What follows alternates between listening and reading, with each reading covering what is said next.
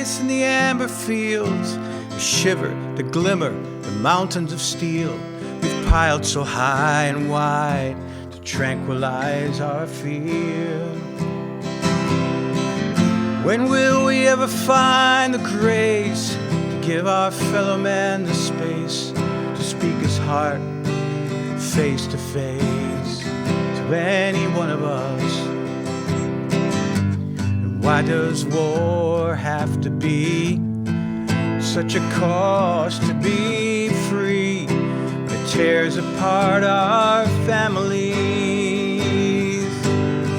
I know we'd have everything we need if we lived in peace. When we speak with callous tongues in the hallowed halls of the citizens who bear their pain like a loaded gun, it's aimed at us. Our words betray unholy shame, mocking his holy name, the arrogance of our righteous claim that we know the truth. Why does war have to be? It's such a cost to be free when it tears apart our families. Yeah, I know we'd have everything we need if we lived in peace. So we watch the soldiers say goodbye, we hide our hearts and wonder why. Nothing we can do but pray peace brings them home. Take my place in the amber fields, I shiver the mountains of steel. We've piled so high to ease our fear. Please, Lord, help me find the grace to give my fellow man the space to speak his heart face to face with me. Maybe war won't have to be, and maybe we'll be free to love and raise our families. Yeah, I know we'd have everything we need if we lived in peace. If we lived in peace.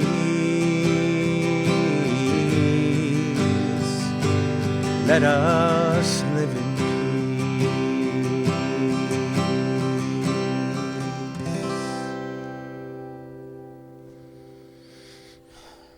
Oh, Jim, that's a prayer. That's a prayer. It is a prayer. It sets my heart free from the record in the voices of men who served. Welcome. This is Poetry of Immigrants, a show celebrating Veterans Day, which is dear to all our hearts. And Jim, after 2 years, you're back. Oh, gosh, this is good. Yeah. And veterans. Amen.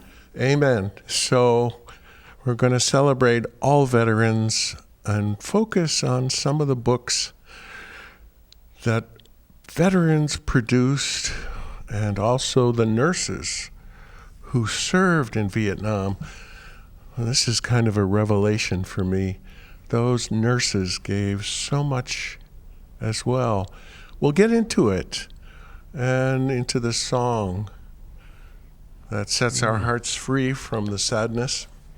Thank you. When I say Vietnam War, what comes to mind? Oh, a couple of things. From childhood, I was a little young for it. Yeah. And I was not in danger of, I did have to sign up for the draft, but they didn't draft my year.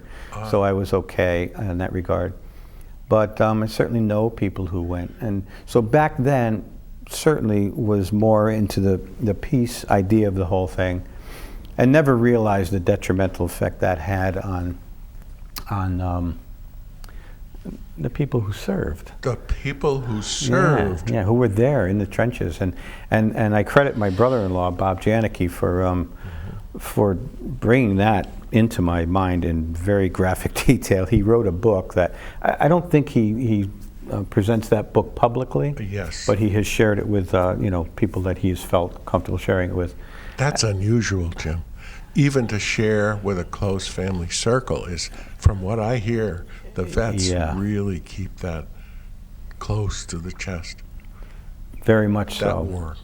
There are some things in that book that were just, there's just one incident I remember. He was literally on the ground in a pitch black of a Vietnamese night, and a whole army of Viet Cong marched within inches or feet of him. Oh, can you imagine? And he just had to be completely silent for hours.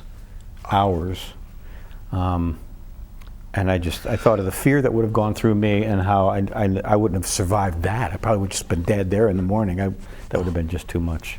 That's bringing me right there. Yeah. I mean, that kind of memory, but shared with family. Yeah. That's really precious, because that is a kind of letting go. I think so. Part of it was, he told me how badly he was treated when he came back, and that's while I the wasn't, other part. I certainly was not a part of that. I certainly was not an anti-soldier person at all. I was never the guy that ostracized the people who served. But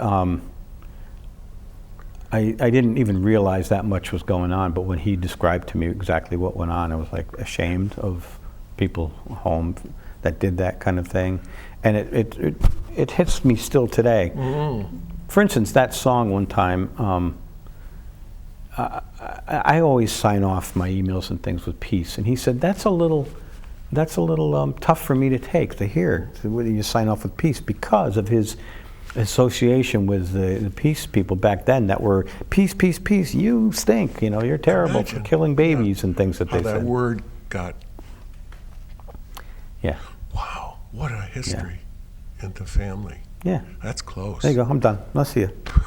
That's close up. So let's see what they say. Wow. Give us some reading there, Frank. Oh, Winning Hearts and Minds, War Poems by Vietnam Veterans. This gets right to what you were just saying in the trench. And these guys are talented poets too, as well as being dutiful soldiers. Sounds of War. I'm so struck as a poet listening, and you as a musician and poet listening to the sound effects in this poem. Okay. Sounds of War. The tympanic boom of the huge bombs, the cacking of the enemy's gun, the thud of napalm as it hits the ground, and the click of your weapon as you chamber around. The lightning crash of the cobras, the whizzing slash of shrapnel, the tiny pops from a mortar pit, and the explosive shattering of a direct hit. Then the screams from the wounded and whispered prayers for their lives, and the silence of the dead who hear no more the sounds of war. Stanley Brownstein. Wow, that's a powerful one for sure. And the music in it, that's a kind of musical perfection of the craft. It's stunning to me because the content is so overwhelming, but he's got control as a skillful poet. Isn't that amazing? That's amazing. It was very powerful, and it put me right there. And I don't want to associate myself with him. He was there, I wasn't. Yeah, but me too. But he sure has a way of helping me understand what it was like for him to be there, at least some portion of that. Musically, Yeah. poetically. Yeah. A lot of your songs that I remember from 2 years ago are family-oriented, heart-centered. It's true. And I loved it, and it stayed with me. And of course, you sent me a couple of CDs over and over and over, and Sue plays them over and over. That's a connection that you provided that Sue and I have. She lives in Madison, Wisconsin. She was a guest here. Yep, I remember. Hi, Sue. Hi, Sue. She's going to love that. Show number 35, Sue. In a plantation, the bullet passed through his right temple. His left side could not hold against the metal. His last, I am, exploded red and gray on a rubber tree. Basil Paquette. Now this guy, Basil Paquette, really gets under my fingernails. That sounds gritty, that one. That one, yeah. Yeah. And he has somehow a talent, even more than Brownstein in the music. Waiting on an American airstrike. This again is the Vietnam experience through the eyes and feelings and skin and comprehension of American soldiers serving in the war. Waiting out an American airstrike. The tall razor grass didn't move. I didn't move. And there was no wind. I lay in a shallow trench where the sun was trampling me. My hands covered my head as futile protection. After the thump and blast, I turned my heels down, pushed one side of my face into the dead grass, and spread my elbows to get lower. And then, whistling and whirling, the torn, jagged steel with new ripped edges blued from the blast heat, crashed here and there among us. Frank Cross. How did they do that? How did they bring you and me into that trench? Kind of like your brother-in-law story. That's the gift, that's the charge of a writer, a lyricist, a poet, a novelist, or a nonfiction writer. No matter what your vehicle, your job is to bring somebody into your world, that piece of world, even if it's a made-up world. Bring them there. Yeah. And that's these guys are doing that. Wow. So it's totally a revelation to me. Yeah. I have never read in first-person voice from the soldiers who served anything like this in my life. I'm 78, and I went, and Lou in the Westbrook Library got me 8 books, and it's like, oh my goodness. I mean, it just pulled the curtain back. Here's one, Puppets. It's very short. Huh. Right you let me. Oh, I love this one. This is so, it uses an image, of course. Okay. It's called a simile or metaphor that creates the whole meaning of the poem. Puppets. Puppets. I like puppets. Yeah, me too. You'd think children, happiness, right. Joys of home. Right. Probably not so with this one. Not with this one. Breathing deeply, lying sweating in the ditch, we watch the crashing puffs of smoke draw near, scattering and tossing other men like toys until they break and run back toward us.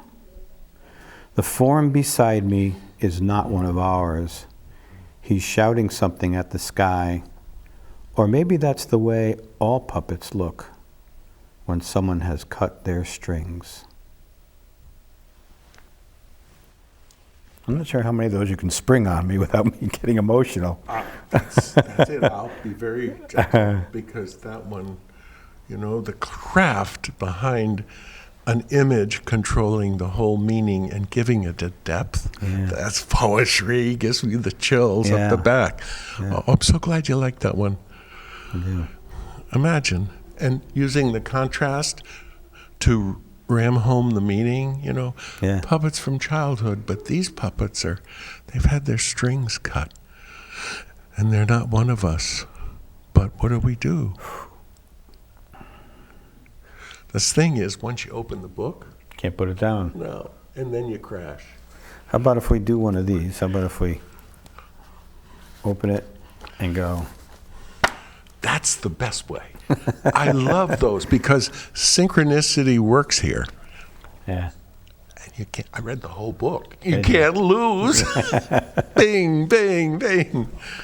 Wow. This is actually, it turned out it opened to a page with a Chopper coming Chopper down. coming in, Oh, and, my God. the story we're going to get into a little later is some people I've kind of become friends with down in Florida, north central Florida, who do a lot of music together, but a couple of them are Vietnam vets, and one of them, who has some disabilities, but he's just the most jovial, wonderful guy. He's a great guy. He was I think his chopper got shot down 3 times is the story I heard. He's full of little screws and bolts and things holding them all together. 3 times Yeah. he's been through it. That's the story I hear. Oh, man. Well, Yeah. Not to mention the motorcycle crash he had when he got home. So I guess and here he is. He's four's the charm. Oh, so this is Cobra Pilot is the title of this. It's by a guy named Don. It's a French, and I should be able to pronounce that being Paradis. oh, Racaveur? Racaveur. Racaveur. Oh, isn't that a nice name? Well, So here we are, Cobra Pilot. Plastic blue eyes and hair, the color of toggle switches. He flies his Cobra Shark with the precision of a god or a gunfighter. Hick-ack, with a 38 in his armpit. His Nebraska smile is a minigun, and his bowels are full of rockets. He hunts the Indian gooks in the wild west of his mind. Wow. Yeah. What kind of mindset had to be done in training to turn a Nebraska blue-eyed farm boy Yeah. into that? That's the thing about gooks and grunts and all the names that are applied. They're dehumanizing. Yeah. And that's part of the training and the mind control. I came across that, all those names being used and thrown around, especially in certain situations that kind of made me sit up and think, oh, this is the act of dehumanizing right in the middle of it. Dehumanizing, that's an interesting thing to put on. And I know that that's true. I haven't been thinking of it in those terms. I hadn't either. Yeah. And yet it's part of the... It's got to help. Yeah. It's got to help them be able to pull the trigger. If that's not They're less necessarily than human. Yeah. They're non-human. They're... Or less, at least they're less than me, less than us, Yeah. less than my team. So that's a kind of insidious, terrible strategy because they also write poems. Oh my God! The Vietnamese write poetry that makes them so many times more human than us. The ironies of that and the ironies of war generally. I mean, winning hearts and minds, that's met ironically. Yeah. The soldier poets are saying, what? From the trenches? Winning hearts and minds? You kidding me? So the irony of the title here harkens back to McNamara and 65. So I'm going to ask the audience. I was just a lad. You were a lad. Where were you in November of 1969 when it was just beginning to ramp up? That's when it got really, really serious and bloody. Winning Hearts and Minds, War Poems by Vietnam Veterans is the first anthology of its kind. So this goes back. Imagine that, having the first anthology, 72. Okay, It's printed so it was, in 72. It was quickly thereafter. Yeah. Yeah. And how did they grab these guys and get them to write such moving poetry, and then in 72, bam, put out the book? That's amazing to me. It must have signaled also the changing of hearts and minds on the parts of the soldiers. You'd hope. You'd hope. Edited from a much larger body of writings collected over the past 4 years, that would be 68 to 72. Yep. Wow, right off the press, right off the battlefield is really what it is. That's why these have an immediacy and a riveting freshness, don't they? Yeah. They're new. The poetry is arranged as a series of shifting scenes which describe, in chronological order, a tour of combat duty. Winning Hearts and Minds is the first in a series of anthologies that is published by, get this, First Casualty Press. Wow. Name of the press. Previous war poets have traditionally placed the blame directly on others. What distinguishes the voices in this volume is their progression toward an active identification of themselves as agents of pain and war, as, quote, agent victims of their own atrocities. This recognition came quickly to some and haltingly to others. If this is 72, then it came quickly to all once they're in the trenches. Well, I'm thinking this was, I mean, the way I'm interpreting what you're reading and what's going on here is this is happening after the trenches and after they're all home again and they're trying to reconcile. Yes. So, yeah. And isn't that the way of the world, unfortunately? PTSD continues today. The disabled American veterans who sent me the Star Comforter there. It's a beauty. It's a beauty. Another sentence. These veterans have shattered the American myth of regenerative innocence. And their often lonely voices continue to remind our country that the crime cannot be wished away.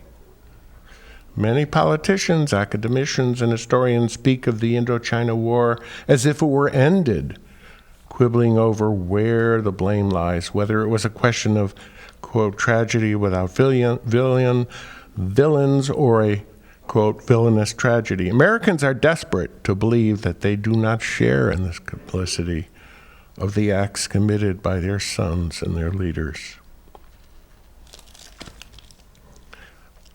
Stunning, 72. I can't believe 72. Something that has just struck me in the last few minutes is that the two of us are sitting here.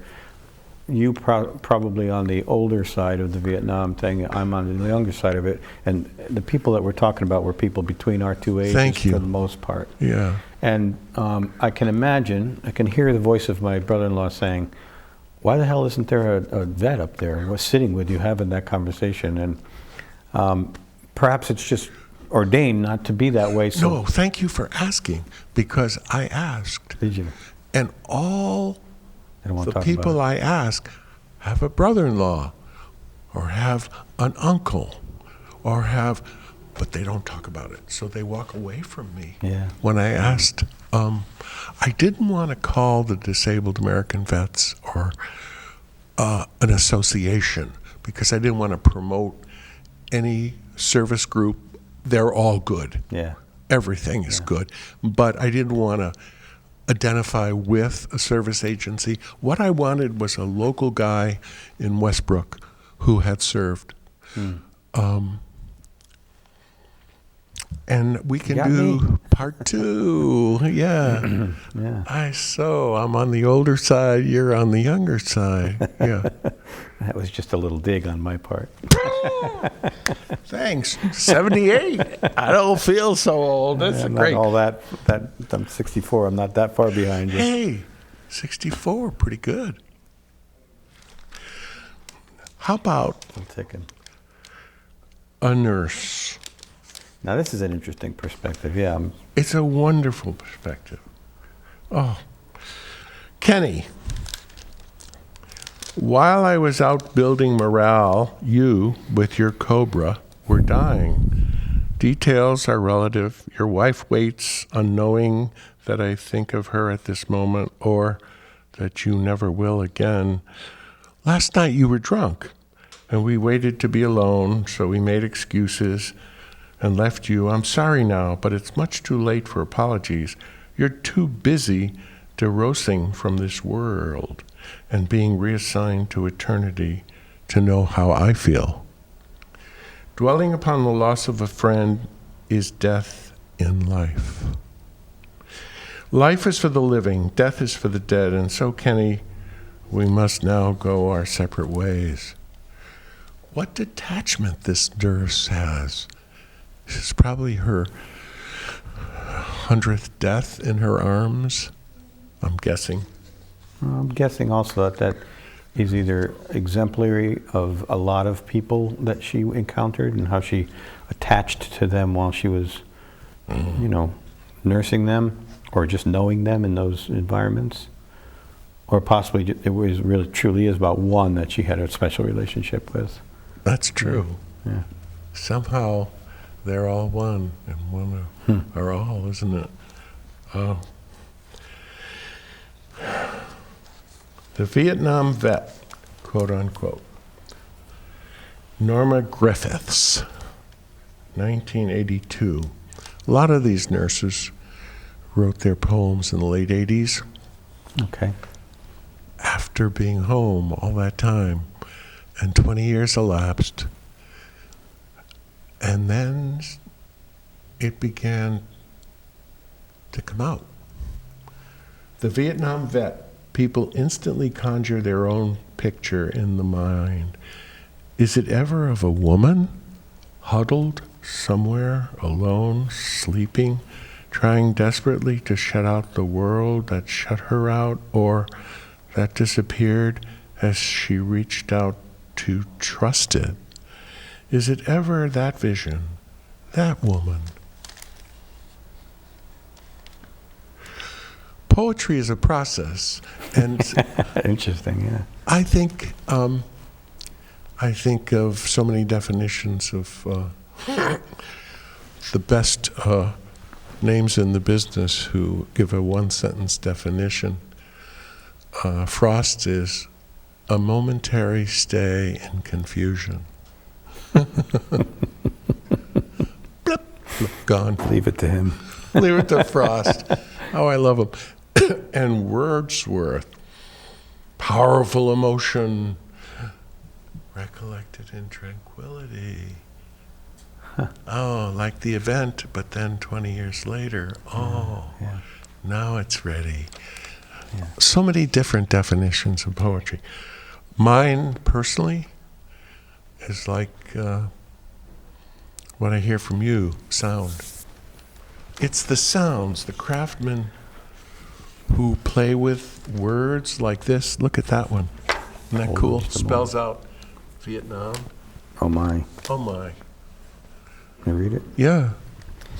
The first letter of each word spells out Vietnam. V. Yeah. Visions of justice.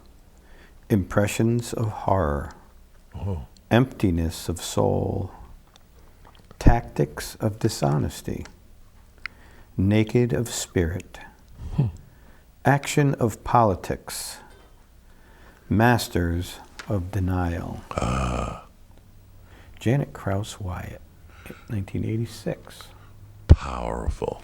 So I'm thinking too, my next musical project that I've actually reached out and asked people about is actually tied to your whole show here, Poetry of Immigrants. And this particular one about Vietnam vets. I've asked my kind of, not inner circle, my email list of people in my, fans and whatever. That's pretty big. I'd like it to be a lot bigger. Really? Got a lot of following. I've asked them to share with me any stories from their family about the process of of them moving their ancestry coming from other places and landing here. Wars particularly play an important role there. I've gotten a few things, and they are always, so far they're all surrounding World War II. Wow. And the stories around that.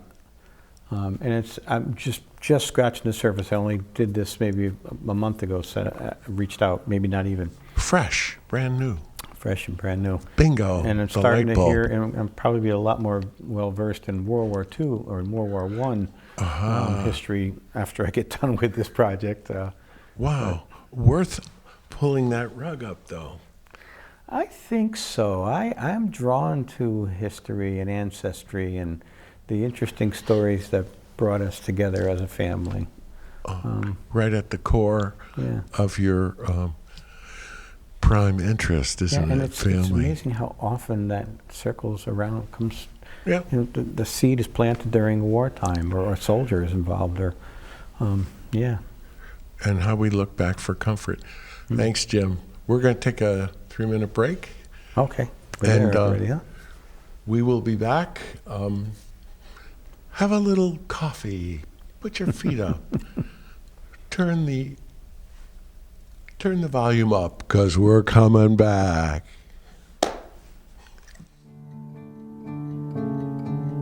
Valley Shore Community Television is constantly adapting to the demands of our viewers. Busy schedules are making it hard for viewers to watch shows when they air. Television has changed dramatically. We don't have to be appointment viewers or listeners anymore. No. We can do this in real time. VSC TV has made it easy to watch all our locally produced content online and when you want it. Visit vsctv.com and click on the Watch Online tab to watch live, or visit our local show playlist to easily navigate your favorite shows anywhere, anytime, and on any device. This world is for free. Freedom from the waves of this. VSC TV is your local Connecticut Mid-Shore Valley digital connection.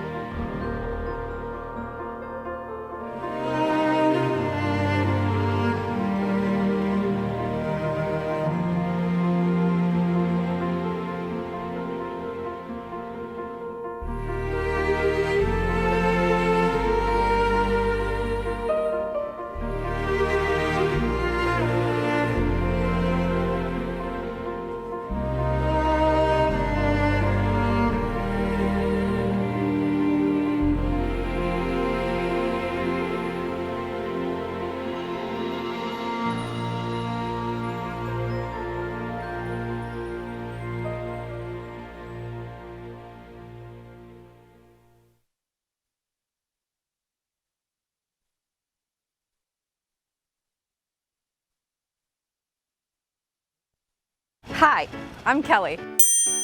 It is my job to teach employees the responsible way to sell both tobacco and electronic cigarettes. As of October 1st, 2019, a customer must be at least 21 years old to purchase a tobacco product or an electronic cigarette. The law also says all employees must card anyone who appears to be under the age of 30 years old. The free updated prevention education program will be available on October 1st, 2019 at cttobaccotraining.com. Community TV, your neighborhood TV. Publicly funded and a reliable partner for cable companies nationwide. It provides transparent coverage of local and state government, education, and public programming. A digital town green that can be watched anywhere, anytime, and on any device. Watch us on today's high-tech distribution methods. Community TV in Connecticut. Local, unfiltered, reliable, and yours. Welcome back. We're glad you returned to us. And we want to touch your hearts with some heartfelt music. Jim's going to sing a song, but he's going to introduce it to you. And here we go. So I spoke earlier about some friends I've come up with in North Florida. My most recent trip down there with my friend Al, another friend, Billy Ennis, had given him some words that he had written in the song. He's a guitar player as well, and singer, blues singer. Pretty good. He actually does some touring. Interesting guy, great guy. And he was in Vietnam. And I don't think he was on the ground. I think he was more in some, I don't really know, maybe some intelligence things or something. But he wrote the lyrics to this, and wrote his own song, and he sang it, but he never felt that he was getting it across emotionally. So he asked Al to have a shot at it, and Al didn't feel up to the task, but wanted me to have a look at it when I was there. So he dragged it out, and it was one of those things that just came to me to do it this way. So I'm not going to claim any writing credit for this. I'm just going to say that I helped kind of massage it into this form that I'll play for you. Wow. But it's the story about, now you mentioned earlier napalm, and I think there was another nuance of a napalm bomb that actually, or maybe napalm does that, it actually burns the air. Maybe that's napalm, I don't know. But there's some references in here. It's totally indiscriminate. You drop that bomb and everything's dying within 100 yards, 200 foot, however big an area it is. And kind of shocking in that regard. So it's a protest song, but shocking nonetheless. It's called Innocence Burns the Same. Innocence burns the same. Innocence burns the same. Wow.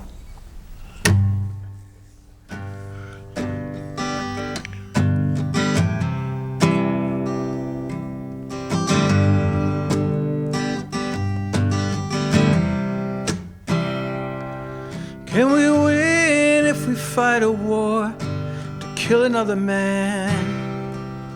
When counted all the killings say I had to make a stand? Or does it take each one of us alone, alive and unafraid, to stand upon the principles on which promises are made? Hatred binds the act of war in order to be waged. Can a man kill another man lest he kill that man in rage? Can we tell the smoke, the thunder which hangs above the blood not only hides the death but the murder of the brotherhood? Innocence burns in the flames. Are we innocent of what's done in our name? Are forgiveness and justice one and the same when we point accusing fingers the other way?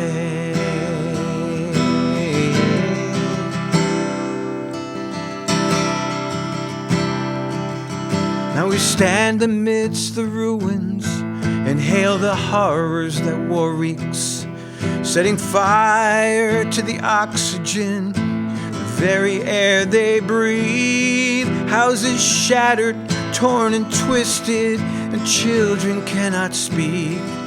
Are they really our enemy, or just an enemy we need?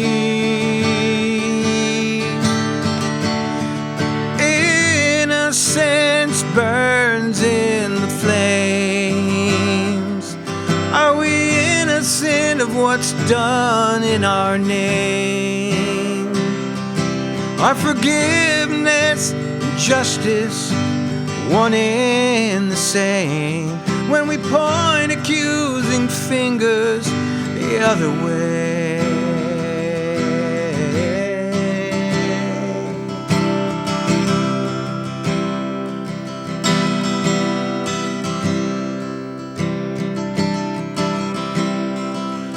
Can we win if we fight a war to kill another man, and then decorate our soldiers with gold medals and brass bands?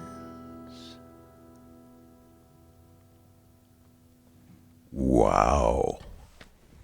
Billy Ennis. Oh, you massaged that one good. Oh, I man. apologize for having to read it. It's not Oh, yeah. not something I play often, but It's fresh. pretty powerful, I thought. And Jim, we asked all the questions in that song and answered them too. Some between the lines. That's so stunning in that it's such a comprehensive through innocence, the eyes of innocence. yeah, I was deeply moved by it. It to me, it expresses. Wow. It really digs in. It paints a picture that you can't ignore. It's a really vibrant picture that. I don't know. Good job, Billy. Good job, Billy. And the question that lingers is, are we innocent of knowing? No, we're part of it. In some way, shape, or form, we're part of it. Yeah. That seems to be coming through so many of the poems. This book, from both sides now, The Poetry of the Vietnam War and Its Aftermath, edited by Philip Mahoney. So we read something from 72. This is Scribner, and it is 1998. So, work, David Huddle. I am a white Episcopalian, raised, almost college-educated North American male.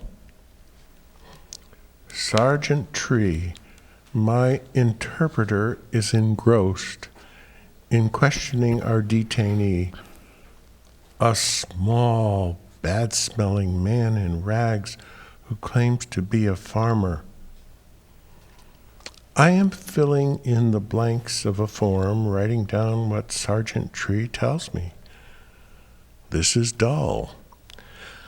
Suddenly, Tree yanks our detainee to his feet, slaps him twice across the bridge of the nose.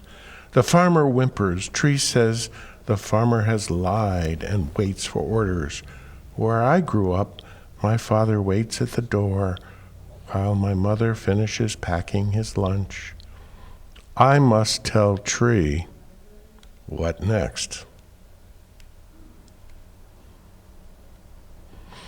David Huddle. Interrogation.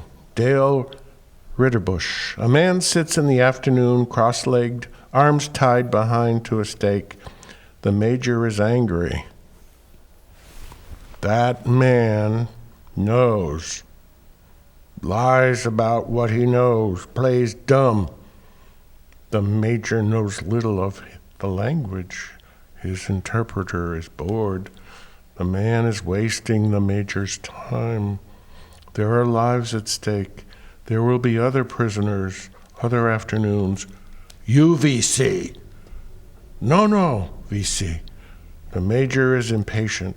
He pulls out his knife, plunges it into the thigh, near the prisoner's groin, and rips down to his knee. You, VC. The major walks away.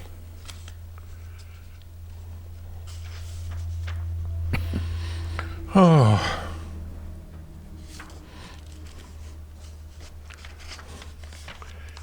These are Vietnam voices. Both sides. Translated by specialists. And I have a book, 6 Vietnam poets, written in Vietnamese on the left side and translated into English on the right. And I notice as a poet that these are so orderly in Vietnamese, so much like our own English formal poetry, like Frost would write, Mother's Garden, from the Vietnamese into English. Oh, okay, I see what you're saying. Yeah, yeah. And it's by Vietnamese people. Some soldiers, probably no Viet Cong, but farmers and mothers and fathers and brothers reflecting on what we have done to the country by napalming it and destroying the rice fields. And those voices are important to hear. We rarely do hear them.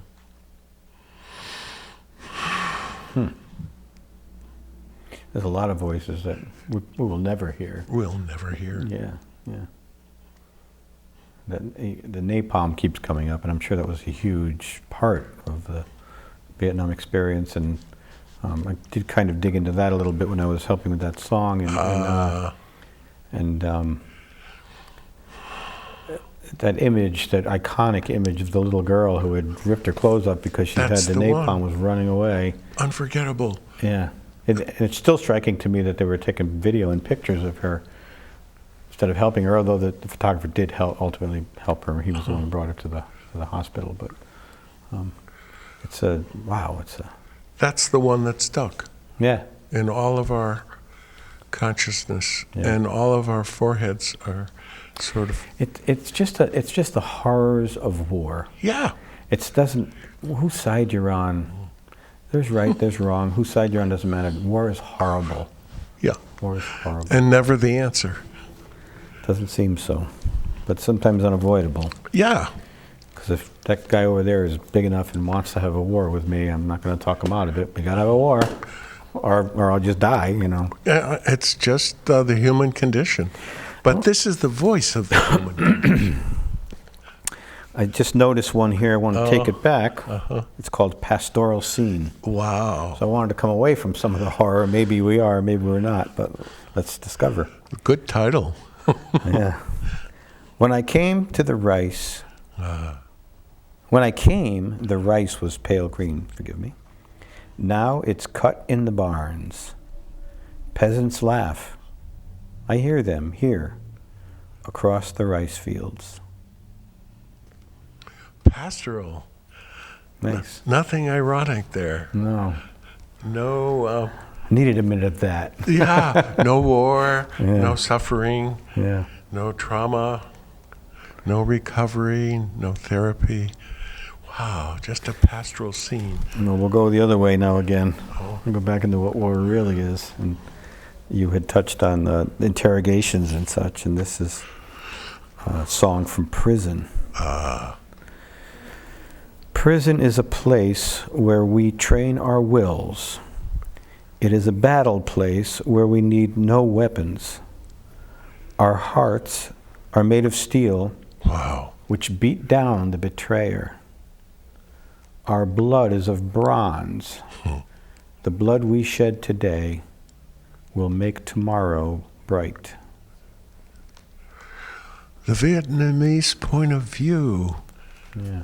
Oh, and so much sacrifice went into hearth and home and family and preserving what they know. But don't you have to have that outlook that the blood we shed today Yeah. will make tomorrow bright? Yes, exactly. Gotta be. it's All gotta our be. soldiers, all the soldiers of Viet Cong and the Vietnamese, all soldiers everywhere. We've got to have something there hopeful to balance the sacrifice, because the sacrifice is total. Indeed. Mother's Garden, speaking of pastoral. I love it. Let's see.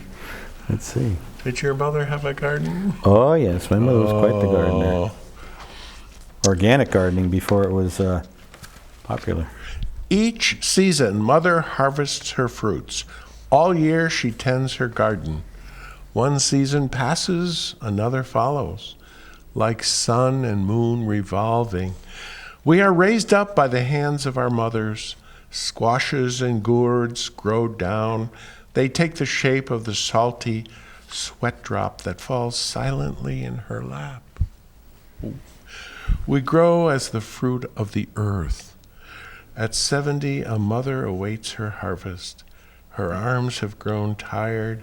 I shudder, the fruit yet unripe. in her hands. Oh, that's a note of mother's devotion. We have 5 minutes, and I want you to have the full complement of time for your song. Can I read this first? Yes, you may, of Because course. this struck me. Because Okay. it's, something that, again, it was my brother-in-law who made me aware of this, and I've heard it in other places where it was like, go ahead, you guys over here, you're fine. We'll take care of this problem over there. We'll go to war so you can live in a nice, quiet place. So this is a bedtime story. Whoa. And I apologize, there is a word or two that's kind of chopped off, and I hope I get them right. So it says, sleep, America. Silence is a warm bed. Sleep your nightmares of small cries cut open now in the secret places of Blackland, Bamboo City. Sleep tight, America. Dog tags eating sweat grimace. TV people. 5 o'clock news. My son the soldier. Laughing scars, huh? Novocaine fist. Squeeze every window empty, then hum. Fear only the natural unreality and kiss nostalgia goodbye. Bayonet teddy bear and snore. Bad dreams are something I don't know what that word is. So sleep, you mother. Oh, It's Gustav Hosford. wham. Written by a 21-year-old Marine Corps war correspondent. That was the one I was hoping to cover. Yeah. You got it, man. Yeah. Sleep, America. Sleep. Well, this really is very much an anti-war song and a protest song. It was written when we were going back to war. Again, I forget which of the... Again. But I guess we'll get a piece of it in. But it's called The End of Love. Oh, yeah. Oh, yeah.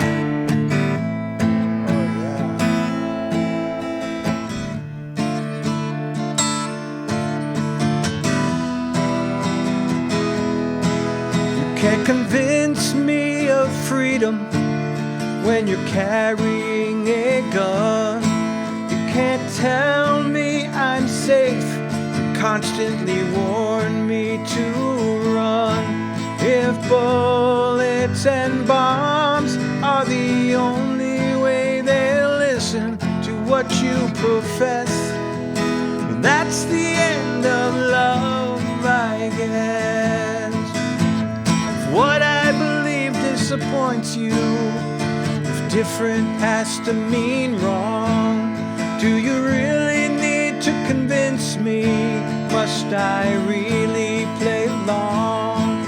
If you can't let me live my truth, if it's got to be, would you confess? That's the end of love, I guess. Love's not a product you purchase or own. It can't be demanded, forced or controlled.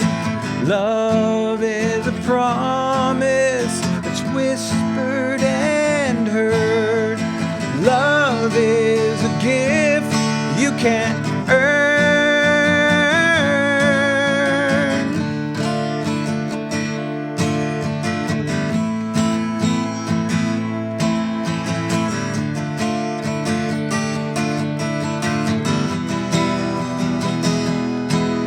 There can only be peace if you do it our way. Go where I go, say what I say. If there can only be hope when you bless what I bless, that's the end of love, I guess.